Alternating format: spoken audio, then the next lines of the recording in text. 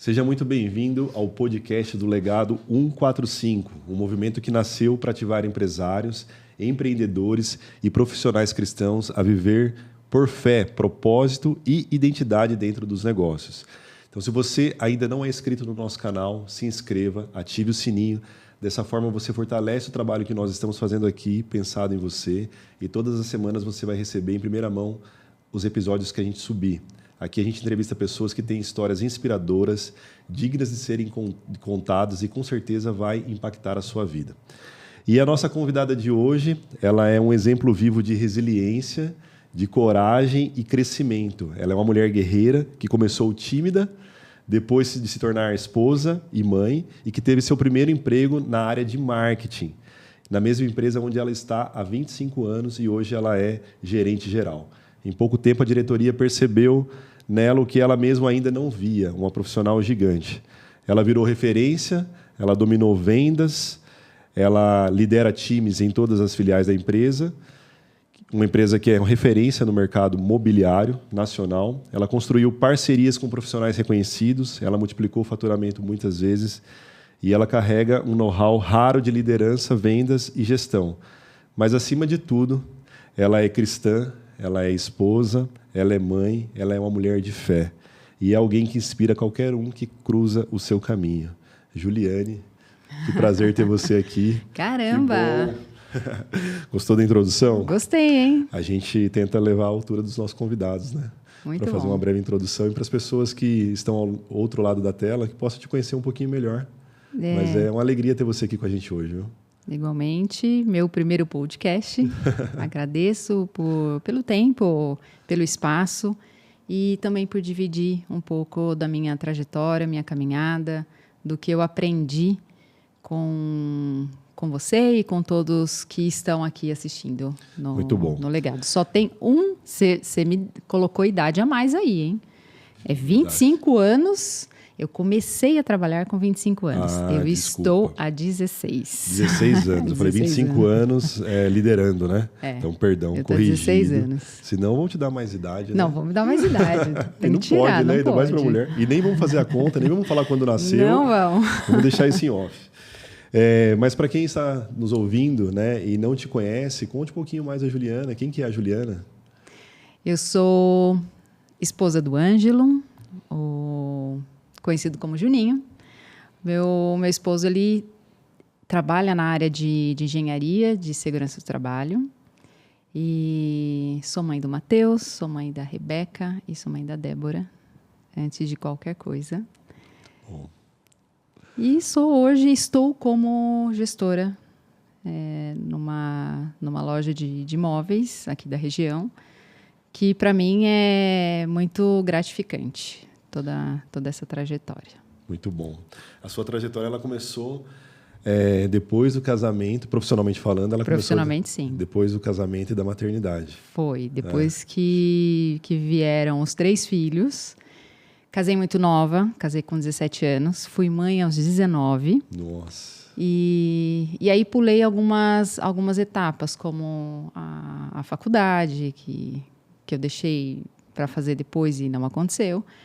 E chegou um momento que eu senti a necessidade de sair um pouco do que era só estar em casa, necessidade emocional também. Não, importante. Muito, para mim, foi um salto que eu sempre fui muito tímida. Dos 4 irmãos, eu sempre fui a mais tímida. Então, eu cheguei no meu limite de falar, não, preciso sair e fazer alguma coisa. Trabalhei 10 meses, 11 meses, numa clínica de estética de uma amiga, por desespero. Falei, Dalila, o que eu posso fazer aí? E o desespero não foi financeiro, não foi uma necessidade financeira. Foi emocional. Foi emocional. Foi emocional. Esgotamento. Sair das 4 paredes do lar. Esgotamento emocional. E para conciliar, como era uma clínica de estética e era uma amiga, eu não ia todos os dias, ia período que os meninos estavam na escola, então não era alguma coisa tão pesada, né? Até que eu encontrei um dos donos da empresa onde eu trabalho. Foi uma ponte que a Adria, minha irmã, que é sócia da Souto, era era o cliente dela, e ela falou, olha, eu tenho um lugar que eu acredito que vai ser um lugar muito bom para você, vou te ajudar a montar o seu currículo, não tinha currículo, e vou te apresentar para eles. Isso lá atrás, há 16 anos, eu tinha um blog do universo de decoração, de casa. Era muito forte, hoje não mais. Hoje é Instagram, TikTok, que eu compartilhava ideias e tinha uma visualização muito boa. Você tinha uma audiência legal, né? Tinha. Que bacana. E aí foi um gancho que a gente encontrou para apresentar para o dono. Falou, olha, ela pode ser a ponte entre você, a agência, está no meio de casa. Ele topou a ideia e comecei essa jornada, só que eu pedi para trabalhar meio período, para que eu não pudesse me ausentar tanto de casa. Sim. E ali foi, acredito que uma troca. Ele acreditando em mim e eu acreditando nessa porta que estava abrindo, porque eu não tinha muito a entregar para ele, né? Para somar dentro da empresa. Entendi. E a gente começou. Me deu oportunidade. E só para eu entender ali esse início, você chegou a ter depressão pós-parto? Não. Não teve? Não. Mas era a rotina, a exaustão mesmo. Rotina dos 3 filhos. Pela minha vida acontecer tudo muito rápido, casar muito cedo. Então, casar cedo, logo vieram os filhos. São 3. Queria 6. De idade queria 6? Queria 6. Hoje nós estamos aqui com o pessoal inspirado. Né? Queria 6 filhos. O episódio anterior que nós gravamos, a pessoa queria 5. Eu tenho 5, você queria 6. Vem de uma família de 4, né? Vem de uma família de 4. Rapaz, é fértil o negócio aqui. Parei no terceiro. No terceiro desistiu da sequência. Não, aí eu falei, pronto, já aconteceu, já deu. E... A diferença de idade entre eles é de quanto? O mais velho para do meio, 2 anos. A Rebeca para mais nova, 4 anos. Mesmo assim é perto, né? Mesmo assim é perto. Porque eu vejo, hoje eu tenho os gêmeos de 2 anos, né? E ele é muito bebê ainda, né? Para você já ter outro, e a gente tem o outro que é o Anthony. Então, assim, sobrecarrega, de fato. Sobrecarrega. Pesado. Mas ainda assim, nesse momento, estando em casa, nesse contexto familiar, sem ainda ir para o mercado de trabalho, você encontrou tempo para montar um blog. Sempre gostei desse universo de casa, sempre. Meu olhar sempre foi um pouco mais voltado a detalhes, ao que combina, ao que dá certo, o que fica legal ou não. E foi eu acredito que foi um escape que eu criei ali para ter o meu momento. Uma ocupação minha. Só para você. Sem a preocupação das crianças, da casa. Que legal.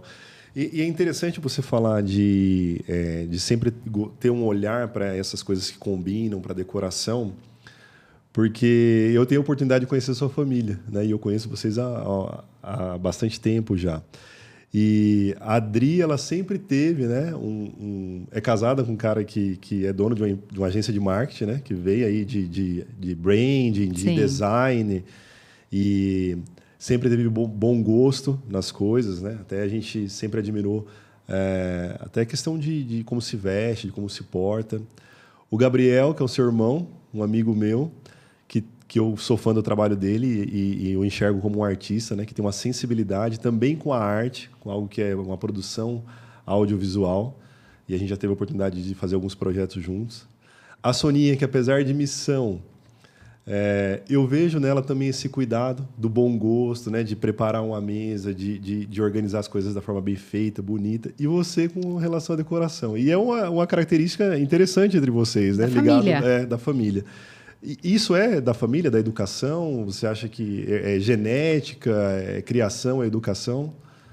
Eu acredito que pode ser um pouco de genética. Não entendo sobre isso para falar com propriedade, mas também boa parte da minha mãe.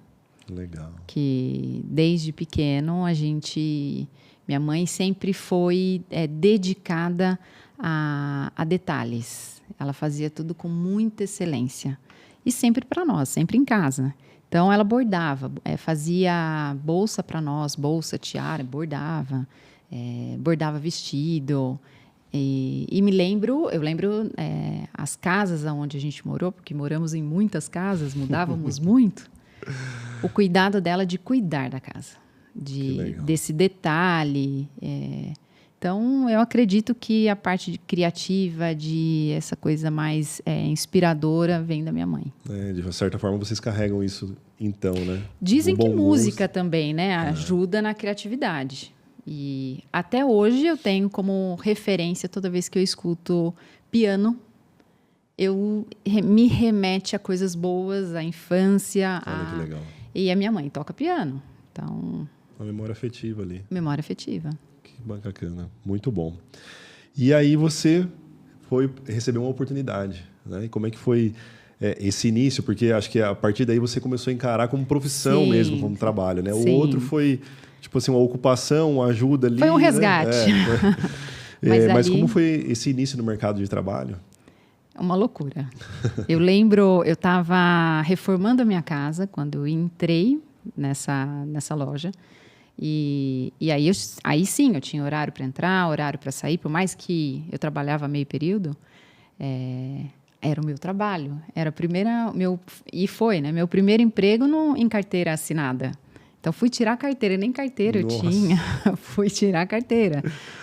E nesse período, eu estava morando na casa dos meus sogros. A gente ficou lá 6 meses para poder arrumar a casa que a gente estava reformando. E eu lembro nitidamente a afeição do meu sogro vendo aquela correria toda, porque eu tinha que dar banho nos meninos, dar almoço, banho, me arrumar, deixar na escola e trabalhar. Eu lembro dele me olhando e falou assim, ela não vai dar conta. E ele falou, ela não vai dar conta. E falou para o meu marido, viu, ela não pode, ela não vai dar conta, tal. E, não, pai, ela quer. Então, vamos permitir isso, e né? como para você, foi assim, foi um peso? Não. Você queria aquilo, você estava animada, muito. Apesar do trabalho, né? Que às foi vezes, desafiador. Por mais que eu quisesse, para mim era desafiador porque eu não conhecia nada do que era realmente a responsabilidade. Mas tinha uma alegria naquilo. Tinha uma alegria. Estar ali, estar fazendo, sim. Né? E estar, de fato, realizando algo que era só por você, né? Tinha. Que legal. E o que mudou em você quando você precisou iniciar no mercado de trabalho, sendo esposa e mãe? Houve mudança? Muito. Hoje eu sou uma Juliana completamente diferente. E essa mudança, ela aconteceu gradativamente, conforme eu mudava de área dentro da própria empresa. Então, conforme as demandas, as responsabilidades, eu ia... Não sei se isso é um ponto negativo ou positivo, mas eu falo por mim e acredito que os meus irmãos, enfim. E aí é a nossa referência, né? O que minha mãe tem de criativa, de sensível para olhar, para fazer, meu pai tem de empreendedor. Oh. Então, ele sempre incentivou a nossa capacidade, sempre. E, desde pequeno, ele sempre falava, você nunca fala que você não sabe fazer. Você fala que você sabe. Se você não souber, não seja negligente, corre aprender. Muito bom. Então, você corre aprender, faz e entrega. Isso eu sempre levei até hoje. Então, o que me motivou lá no começo é exatamente isso. Não, vamos fazer tal. Mostrava uma tranquilidade por dentro. Será que eu dou conta? Será? E eu fui me moldando, me permitindo crescer em todas as áreas. Crescer como pessoa, como mulher, como esposa, como mãe. E claro que não é esse mar de rosas, porque no crescimento a gente encontra coisas que a gente precisa. Opa, eu estou indo por esse caminho, mas eu preciso ajustar, senão não vai durar muito. Isso aqui vai me levar para um outro prejuízo, né? Foi moldando e ainda estou... Sempre. Em fase até Jesus voltar, mas eu sou... Sempre será. Hoje eu me vejo completamente diferente. E quais foram os maiores desafios conciliar, né, relacionamento, casa, filhos, trabalho, liderança, porque você acabou em determinado momento aí da jornada, Entrei né, no... começou a liderar, né? Como é que foi conciliar tudo isso? Os maiores desafios dentro nesse desafio aí? Eu acho que o maior desafio é eu poder arrumar, organizar tudo isso dentro de mim. Porque mãe sempre sente a culpa.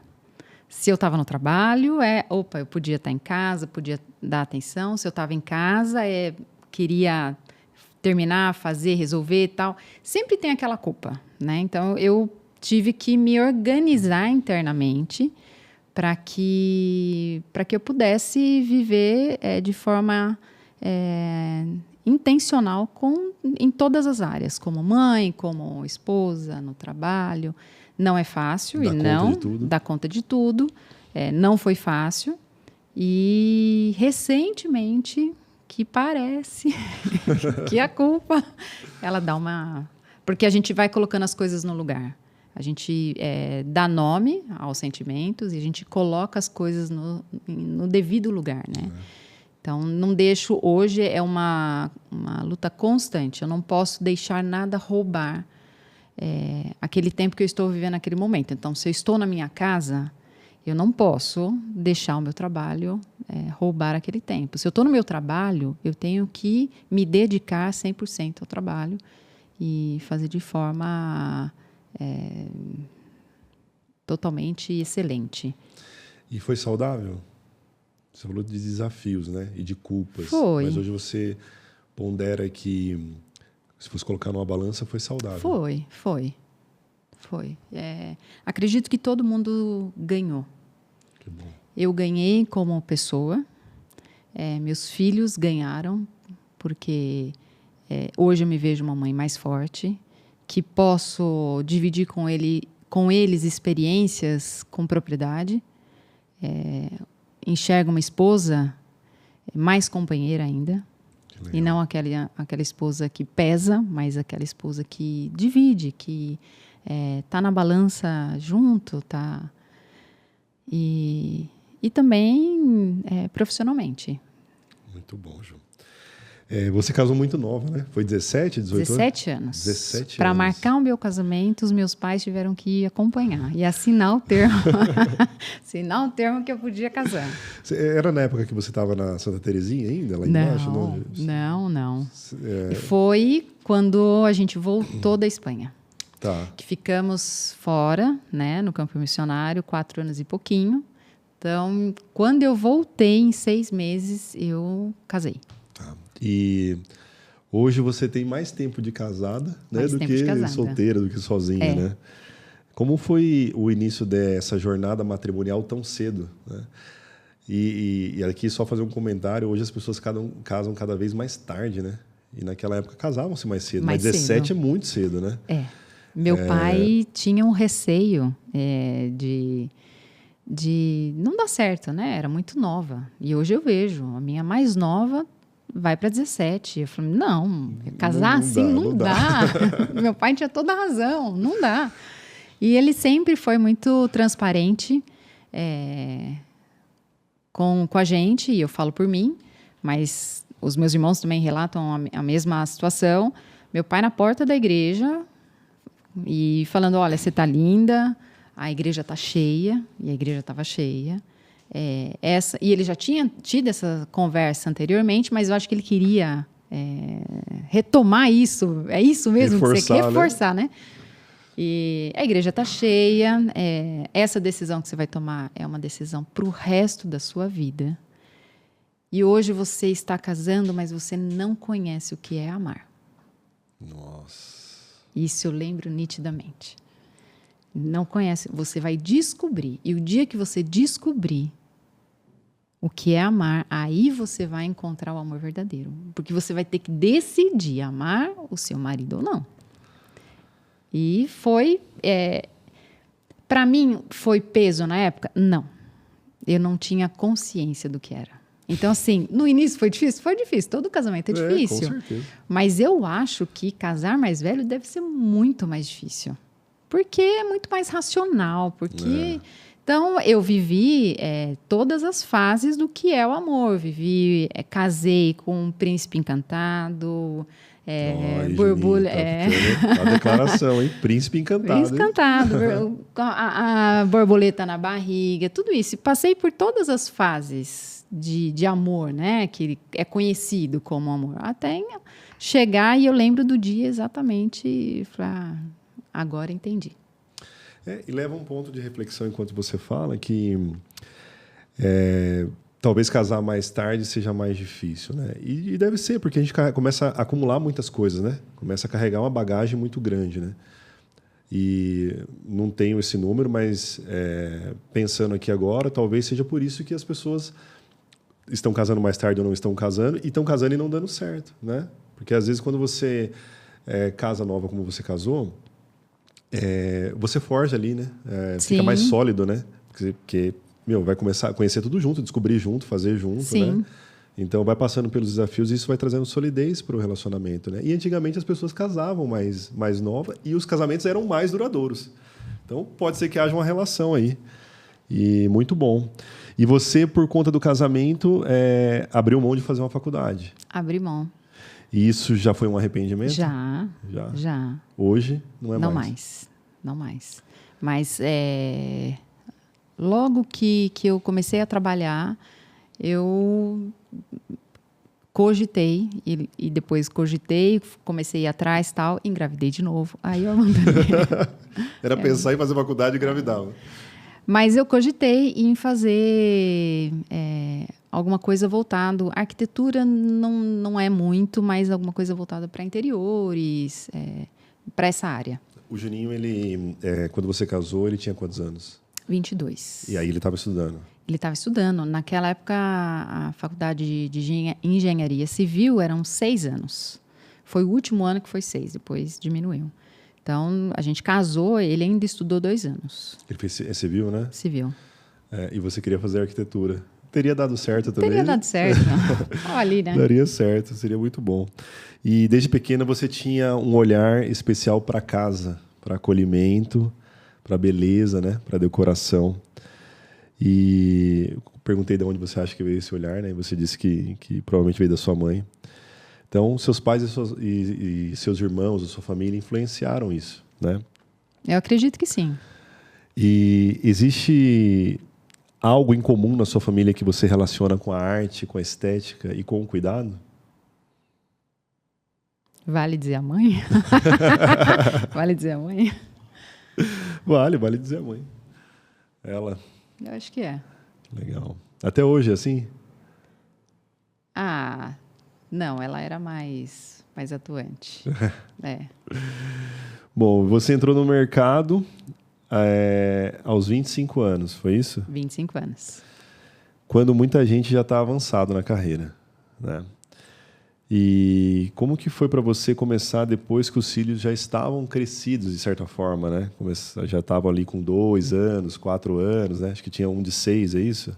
Tinha. 6, 4 e 2, né? Isso. Como que foi começar quando eles já estavam assim crescidinhos e ainda dependia de você? Foi aí que entra a culpa.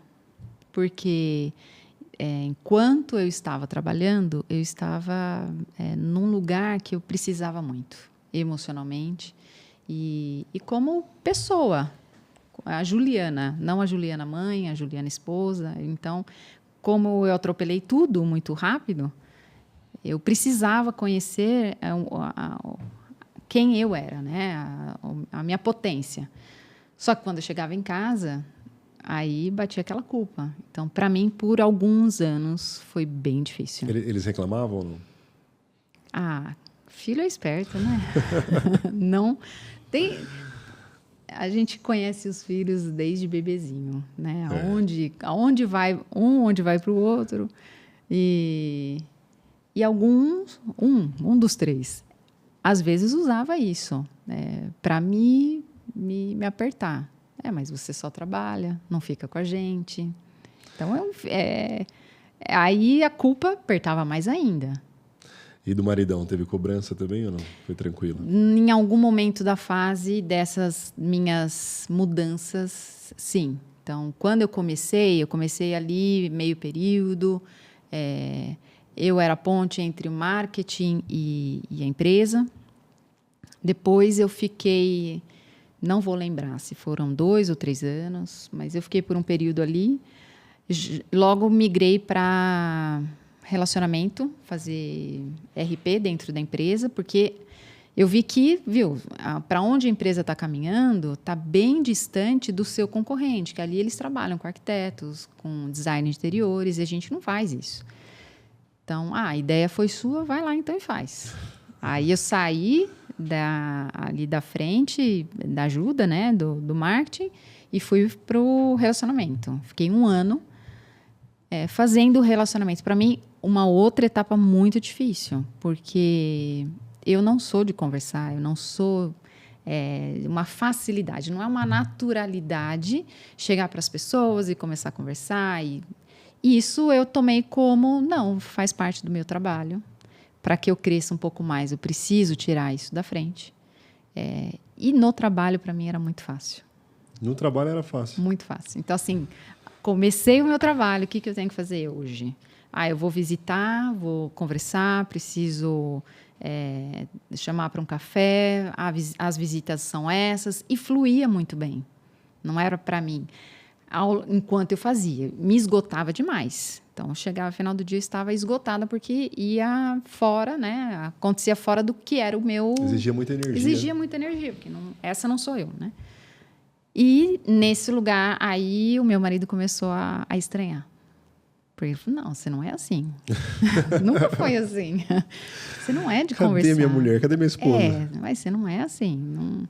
Ali que eu comecei a mudar de novo... E ele começou a estranhar até a gente se adaptar, até a gente se encontrar. Legal. E foi especial. E isso te trouxe mais maturidade, mais responsabilidade ou mais cobrança? Cobrança sempre. Eu acho que a cobrança ela sempre vai existir, né? Sim. De algum lado ou de outro, sempre. Mas mais maturidade.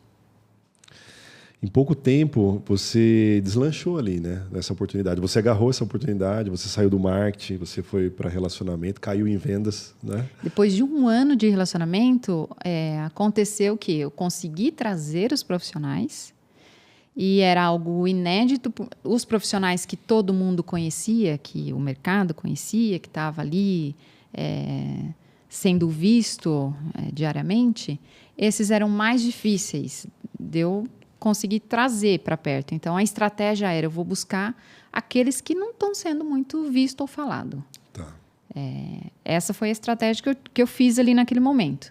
Deu super certo, e depois de 1 ano de investimento, jogar semente, ir lá e regar, depois de 1 ano começou a colher. Que legal. Só que aí não queria ir para vendas, fui muito resistente, mas eles pediam. Mas agora eu vim na loja que você queria, mas quem vai me atender? Não, eu falei, não, quero que você me atenda. Foi uma... Então não foi nem da diretoria, não. Foi dos clientes. Foi os próprios profissionais que... Não, mas... Porque o vínculo, negócio... Relacionamento. É relacionamento, são pessoas. Não fazia sentido eu pegar um terceiro e falar, não, agora você vai fazer negócio. Não, mas eu quero fazer negócio com você. Então, aí eu me vi obrigada a ir para uma área que eu não queria. Eu sempre achei, não vendo nada, não gosto de venda, não é para mim, até a gente pegar o gosto, né? E depois eu tive essa fase também empreendendo, e depois você descobre que tudo é sobre vendas, né? A gente está sempre se vendendo, a gente precisa vender, o negócio existe por conta de vendas, né? A gente até está trabalhando na empresa hoje uma cultura, né, uma mentalidade em todos os nossos colaboradores que todo mundo, independente do que faça, tem que ter a cabeça pensada em venda, né, que a ação dele vai levar a venda lá no final, né? Independente de qual tarefa você está desenvolvendo, a atividade, a área, departamento, tudo é pensado em vendas, né? E é um desafio, a gente que não gosta entender isso e falar, bom, agora eu tenho que fazer, é isso aí, vou para cima, né? Mas muito bom. E hoje, olhando para trás, essa ascensão rápida que ela aconteceu, você acha que ela foi por necessidade da empresa?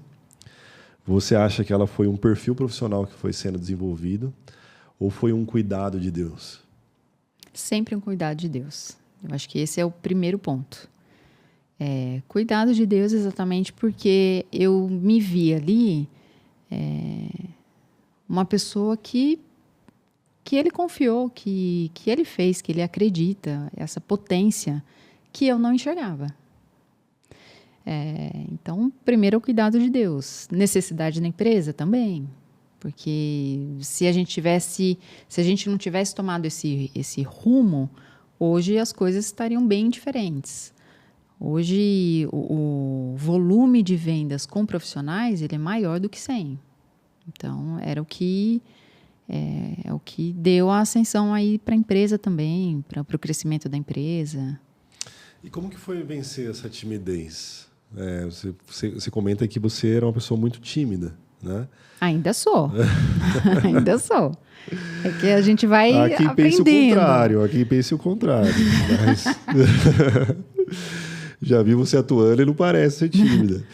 Mas esse é o meu problema. Não mostro que eu estou nervosa, não mostro que eu sou tímida. Mas é uma habilidade. É uma habilidade, não um problema, é uma habilidade. Até você comentou assim, né? Essa não era eu, essa não sou eu. Na verdade, se eu fosse aqui fazer um contraponto, eu acho que né? Talvez é um desafio, uma área ali que você... Porque você não mente no jeito de você ser. Você não está mascarando, você não está sendo falsa. Então, aquilo lá é você, né? Atuando numa área que é mais desafiadora, né? Mas é você. No final das contas, é você, né? Verdade.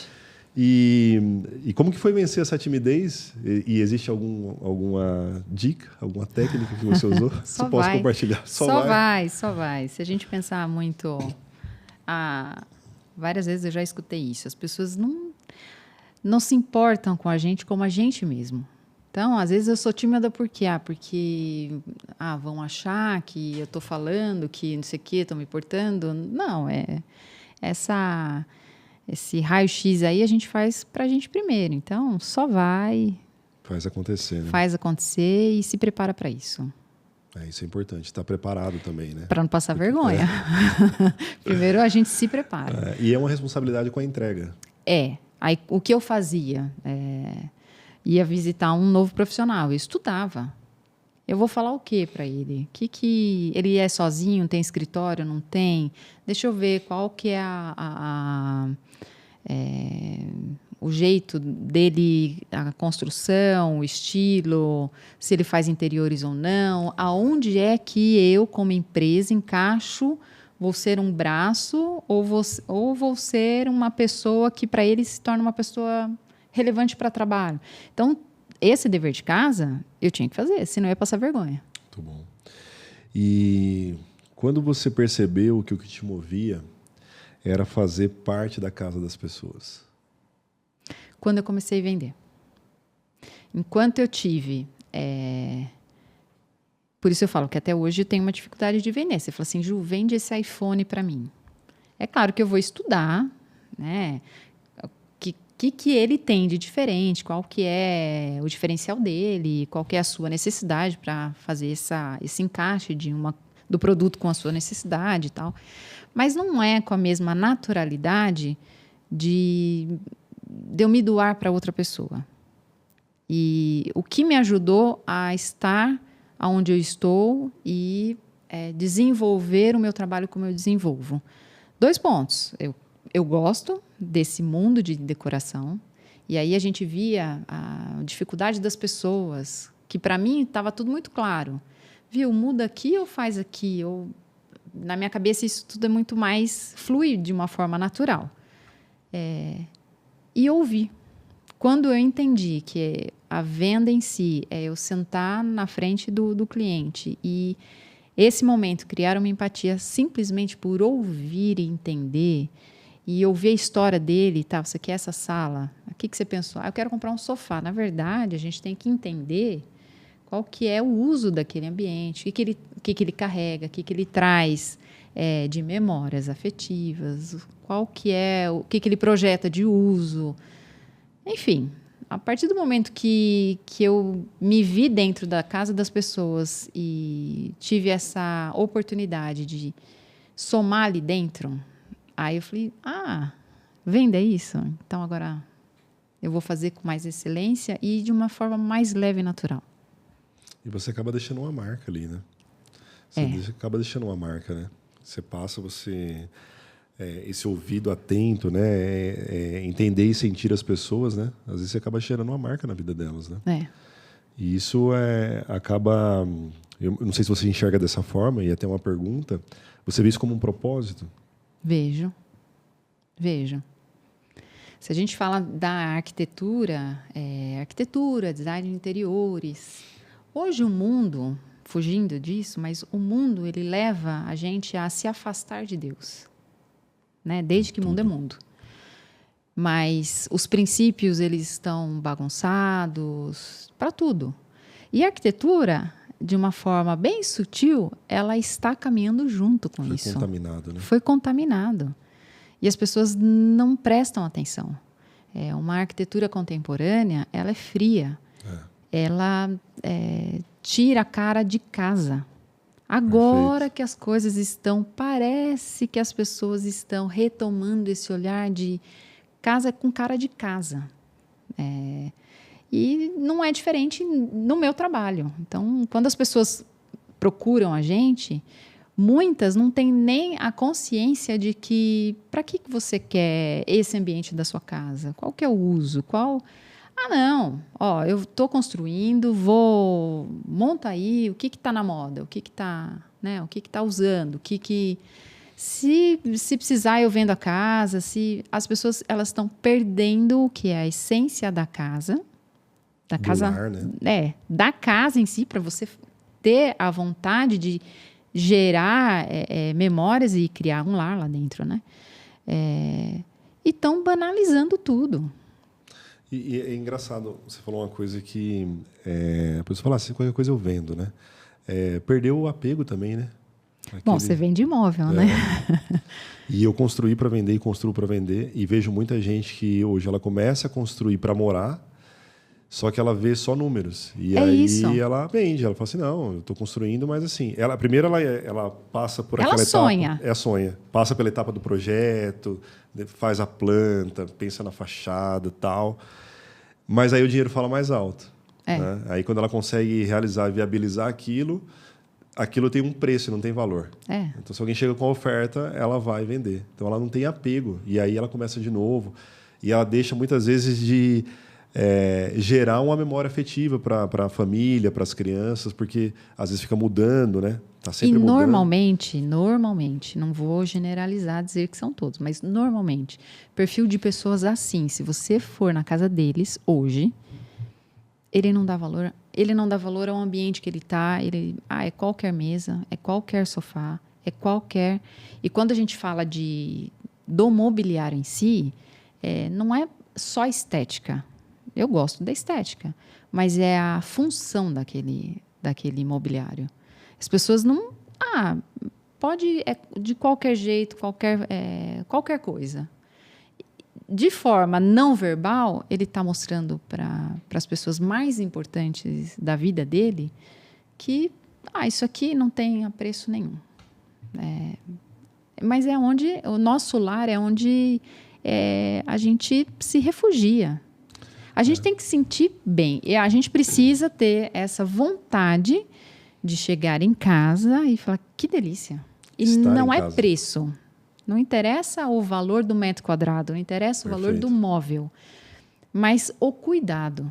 Então, esse cuidado, para muitos estão se perdendo, muitos com dinheiro estão se perdendo, porque ou ele vai fazer de qualquer jeito, ou ele vai começar com sonho e o dinheiro vai falar mais alto. E aí, se ele tem filhos...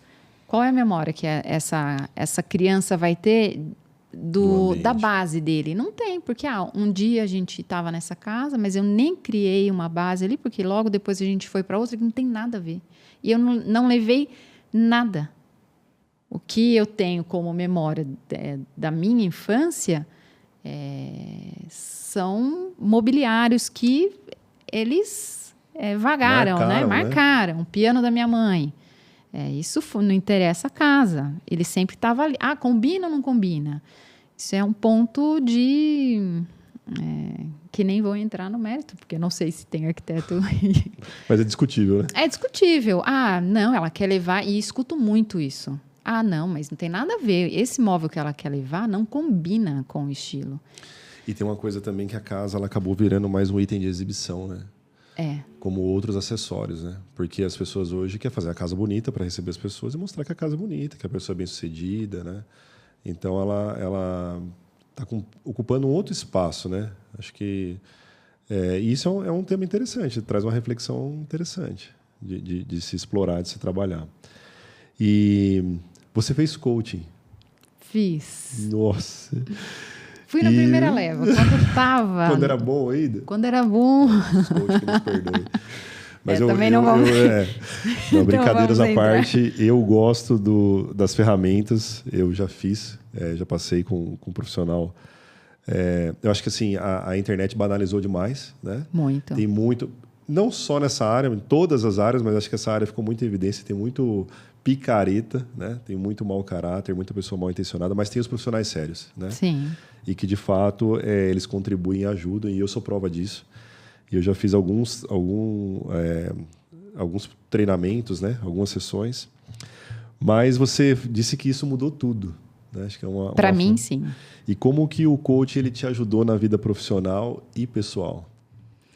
Foi algo despretensioso. Minha irmã que chamou, vou fazer tal, e estava no auge.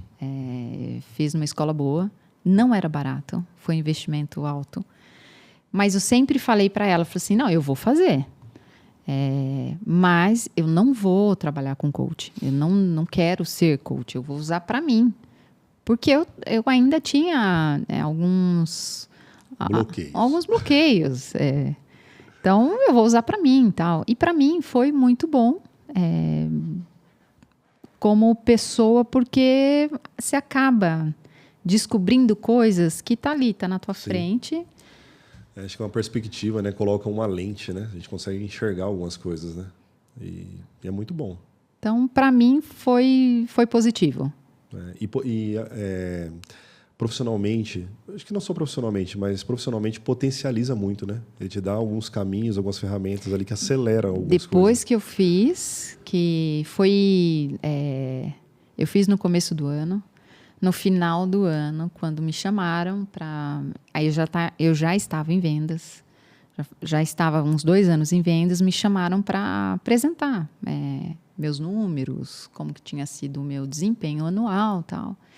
E foi nítido a evolução de um mês para o outro, e não foi algo picos de meses bons, foi linear. Então, eu subi e fiquei, mantive. Aí que eles falavam, não, então, Ju, ajuda a equipe. Porque eu estava muito longe, estava muito distante da equipe. A equipe éramos eu e mais 3. Eu falei, não, ajuda a equipe e tal. E a minha resistência sempre era essa. Eu falei, eu não sou coaching, eu não tô. Só vai funcionar se todo mundo tiver empenhados a se olhar e falar o que eu posso melhorar. Né? Não que eu estou ditando que você tem que melhorar. Falei, não. Aí que eu comecei, tá, então vamos ver quem quer. Você chegou a aplicar as ferramentas da equipe? Apliquei as ferramentas. Comecei a aplicar para os donos. É uma coragem.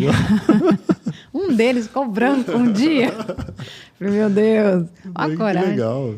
Mas elas toparam tal, e aí que a coisa começou a fluir melhor, porque elas... E são detalhes que... Pequenas mudanças que você faz, elas viram mudança. Não, Ju, vamos fazer? Aí eles me convidaram. Então tá, então você vai para a gerência. Eu fiquei bem resistente durante 1 ano. Falei, não me chama de gerente. Não quero que vocês... olha, gerente, tal, eu estou aqui como ajudante de todo mundo. Ela é um braço. Mas eu tinha esse cargo, mas eu não queria que me chamassem. Até pedia para os donos, não me fala que eu sou gerente, eu sou ali para ajudar. Mas aí é a característica do líder, né? De servir. Naturalmente. Naturalmente. Não era o cargo, não era a posição. Sim. Então, eu não queria. E eu era muito resistente a isso. Até que algo... Aí fluiu natural. Eu falei, agora... Agora deixa rolar. Agora deixa. E você fez só com a equipe ou fez com a família também? Não, só com a equipe. Podia fazer com o irmão, hein?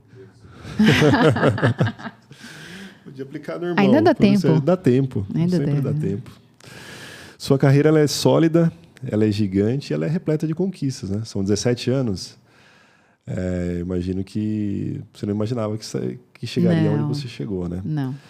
E você vê tudo isso como uma meritocracia do trabalho, da entrega que você teve?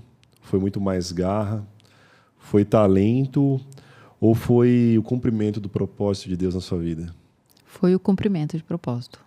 E a minha garra. Mas primeiro o cumprimento. Porque hoje eu vejo algumas situações que tudo foi encaixado, né? Saio da minha zona de conforto, de quieta em casa, só eu e os meus ali. Por necessidade emocional eu saio. Se não fosse isso, eu acho que eu estaria lá até hoje. E aí eu não sei também. Mas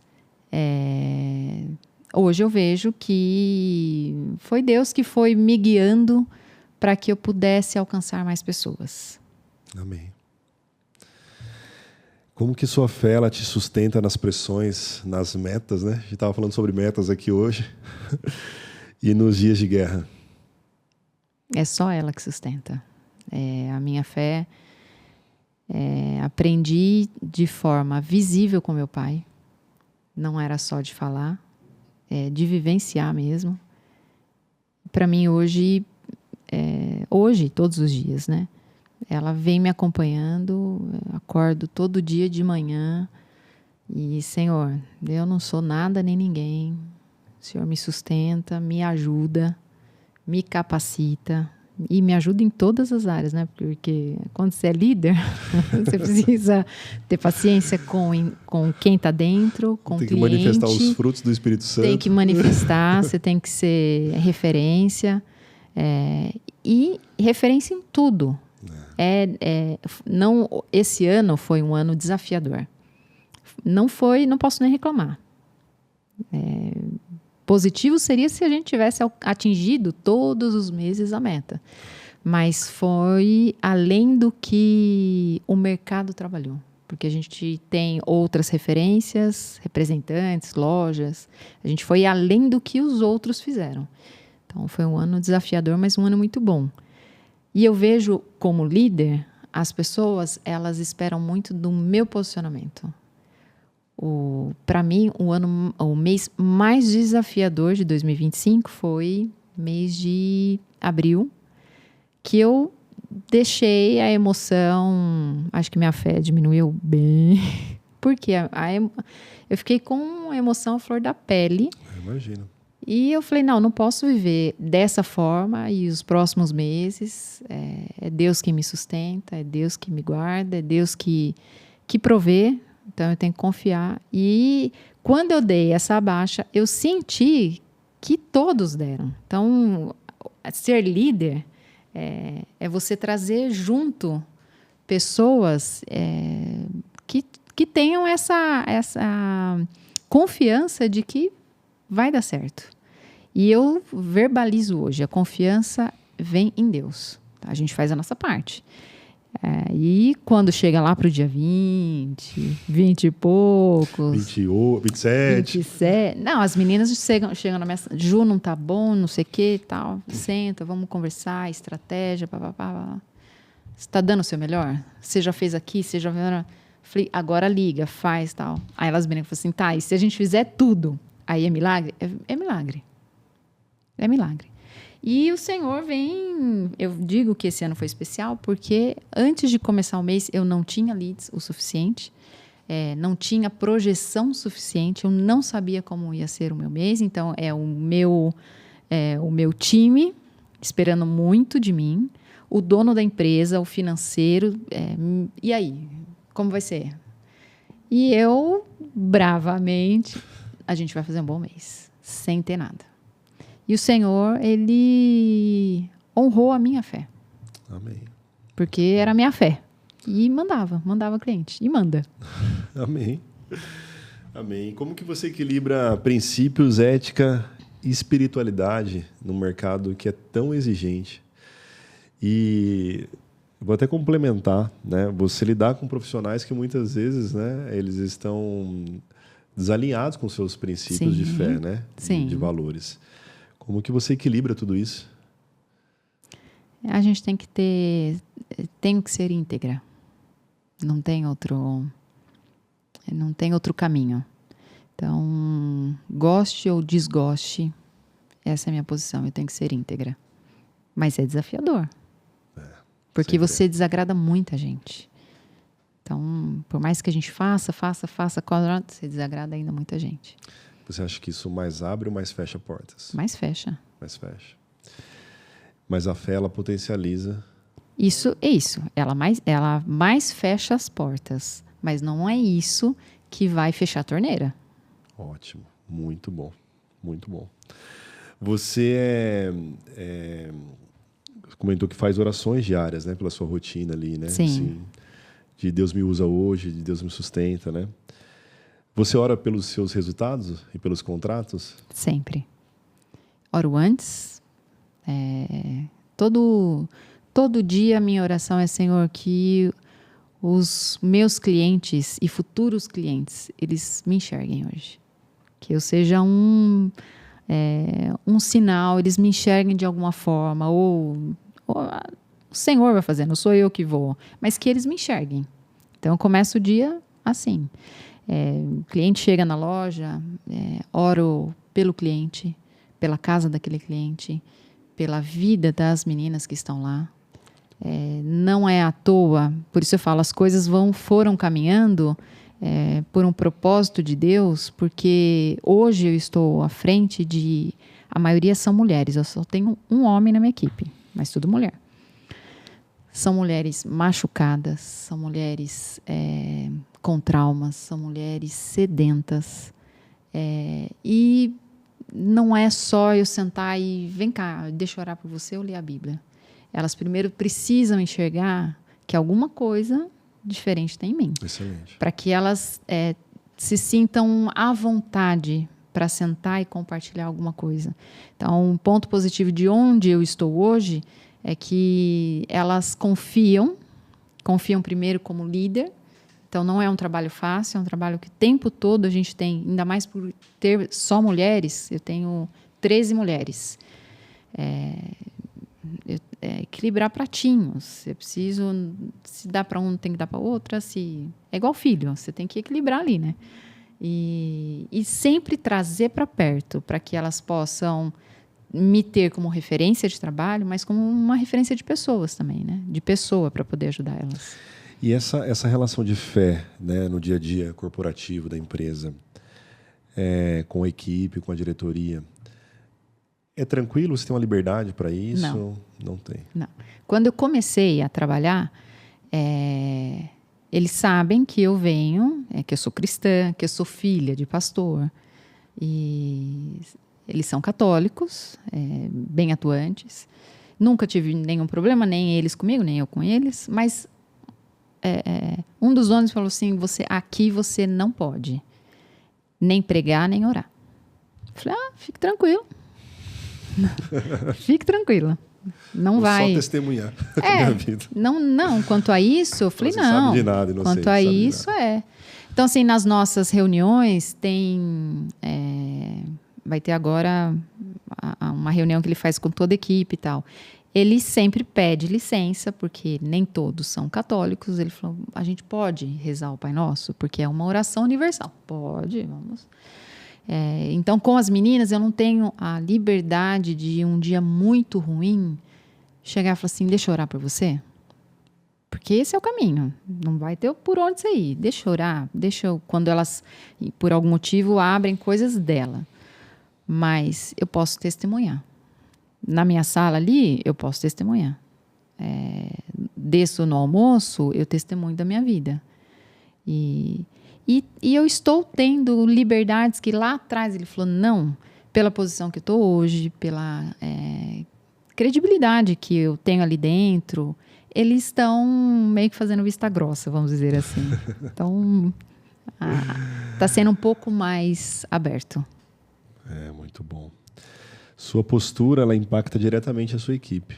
Sim. E como que você enxerga o seu papel como cristã na liderança profissional no ambiente corporativo?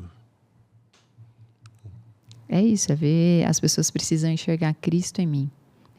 Somos seres humanos integrais. Não tem como eu ser uma líder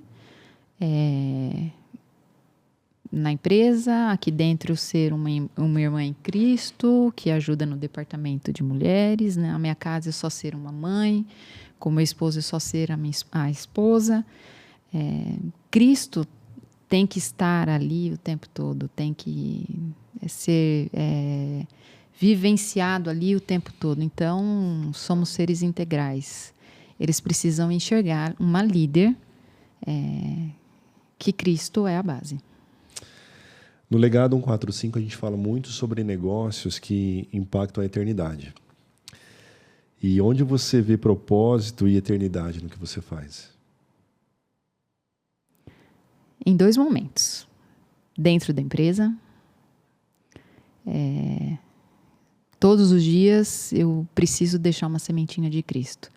Porque o nosso propósito, acho que o propósito de todo cristão não é só ir ao céu, chegar ao céu, mas é quantas pessoas nós impactamos para que elas pudessem ir para o céu junto com a gente.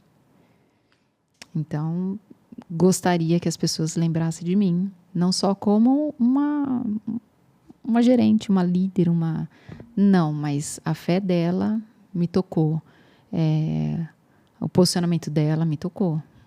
E para cliente, a mesma coisa. Legal. Para cliente eu não quero ser... E hoje eu deixei alguns clientes que eu atendi lá atrás, eles retomaram, né? Eles retornam. E eles não querem ser atendidos por... Não, eu quero que você me atenda. E hoje eu estou um pouco mais enferrujada para produto, então eu tenho que trazer uma vendedora comigo, né? Mas é isso, porque eles querem... tem algo além do que vender algo material. Que para eles foi positivo, foi importante, né? Muitas vezes a gente nem sabe definir o que é, né? Mas de fato eles veem algo diferente. Sim. Né?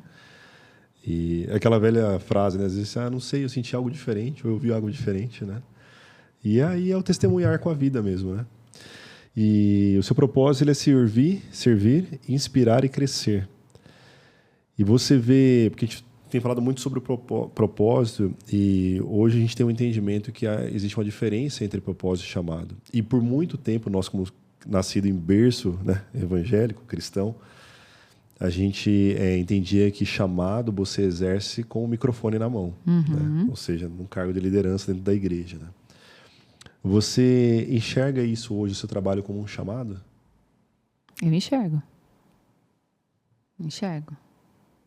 Não sei como essas pessoas teriam essa possibilidade, esse alcance de conhecer a Cristo. Então, eu enxergo.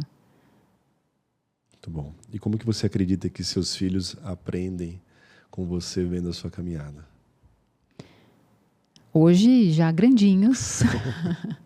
Grandinhos e cada um tomando o rumo da vida. Eu vejo na atitudes deles e às vezes que eles verbalizam também, eu estou deixando um ato de servir o outro de forma total, de servir mesmo, para que a gente possa se doar para o outro de forma total. Então, o que eu gostaria de deixar para eles é que eles lembrem da mãe, alguém que servia de forma 100%, em tudo que faz. Olhando para trás, né, nas etapas improváveis que te trouxeram até aqui, Se você encontrasse a Juliana de 17 anos, se você encontrasse ela hoje, o que você diria para ela? O que eu diria para ela? Vai sem medo, porque vai ser muito bom. Só vai. Só vai. Muito bom, Ju. Vou fazer uma brincadeira aqui, que é um bate-pronto. Eu faço uma pergunta e você tenta responder numa única palavra. Se não couber e você quiser falar uma frase, não tem problema, tá bom? Um valor que você não negocia. Verdade. Um versículo que te guia. Salmo 37. Um hábito que mudou a sua vida. Um hábito que mudou a minha vida. Ser mais organizada. Um erro que virou aprendizado. Saber delegar. Um livro que marcou a sua fé. Para mim, não sou muito de leitura. E recentemente eu estou lendo mais livro de liderança. Nada substitui a Bíblia. Então, existem 2 livros na Bíblia que, para mim, hoje, meu... Todo dia eu vou lá e pego um pouquinho, que é Filipenses e Provérbios. Muito bom. Um filme ou uma série que te inspira? Eu prefiro não comentar. Se meus filhos verem isso. Eu não sou muito Melhor que eles não saibam. Melhor que eles não saibam. Eu não sou muito de série. Nem a gente tem que saber o nosso lugar. Então, quando eu começo... eu quero ver o filme. Então, eu largo tudo e tal. E filme, eu gosto de 2, mas não é que me inspira. Eu só gosto daqueles 2 e... Uma característica que define sua liderança em uma palavra. Dócil. Um conselho para mulheres que querem crescer na carreira. Eu diria que é um bom caminho para que essa pessoa, né, para que essa mulher, ela tenha o conhecimento de quem ela é como pessoa. Autoconhecimento. Autoconhecimento. Um sonho que você ainda quer viver com Deus. Eu vou voltar lá se eu tivesse encontrado a Juliana, 17 anos. Eu não imaginaria que eu tivesse vivido tudo que eu vivi. Tenho sonhos? Tenho. Mas, mais do que isso, eu tenho a preocupação de ser sensível. Nesse momento, o Senhor me quer aonde e fazendo o quê e qual é o próximo passo. Então, os meus sonhos são os sonhos de Deus. Muito bom. Ju, estamos chegando ao final desse podcast. Uma conversa muito boa. E foi tranquilo, não foi? Foi tranquilo. Não doeu. Foi leve, foi de boa. Seu primeiro podcast, acho que é o primeiro de muitos, que depois do primeiro surgiram outros convites. Viu? Mas obrigado por vir aqui compartilhar da sua história, né? Obrigada Que a é você. uma história inspiradora. Compartilhar um pouco da sua jornada profissional, de fé, de princípios aí, de valores. Isso com certeza alcança, né, as pessoas. E foi muito bom te ouvir. Obrigado pela oportunidade e poder compartilhar. Muito bom. E você que está nos assistindo, não esqueça de se inscrever no nosso canal, de ativar o sininho, de compartilhar, de enviar esse episódio para alguém que você ama ou alguém que você pensou aí, poxa, poderia estar ouvindo essa fala, esse episódio, né, algum insight que você teve. Compartilhe, envie para essa pessoa. Dessa forma você vai nos ajudar, vai fortalecer o trabalho que nós estamos fazendo aqui, pensado em você. E todas as semanas nós temos aqui convidados, né, profissionais, empreendedores, mulheres, homens de Deus, com histórias inspiradoras e dignas de serem contadas. Então, com certeza, você vai ser impactado pelas histórias compartilhadas aqui. Ju, se Deus, se seu marido, se seus filhos e sua família, né, e as pessoas que você mais ama, se elas estivessem reunidas para falar sobre você, que legado você gostaria que elas dissessem que você deixou? Esse eu escrevi, eu posso ler? Pode. Pode. Porque eu tenho um problema de memória. Problema de memória. E esse eu fiz questão de escrever, porque eu acho que toda a minha história, toda a minha trajetória só é possível porque eu tenho eles, né?